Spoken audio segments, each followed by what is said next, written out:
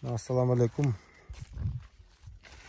Майдын 5-inde себилген Үскөл областы Аксу району Тепки айылы Рейнекенш чарбасы.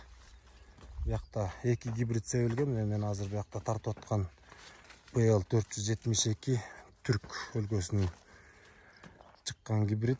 Ал эми аркы башында болсо Болсон деген гибрид, ошол 2 гибрид себилген. Бүгүн июндун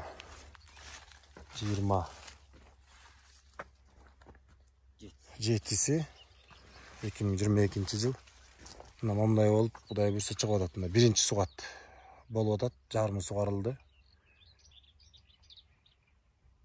Мына катарлар момундай чыгып атат. Өсүшү ушундай. Кудай буйрса жакшы. Мына биринчи сугаттан кийин дагы билинет өсүшү.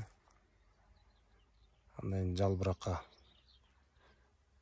өзүнө керектүү азыктарды дагы чачып беребиз. Ошо менен анан Кудай буйрса экинчи сугатка кирип кетет.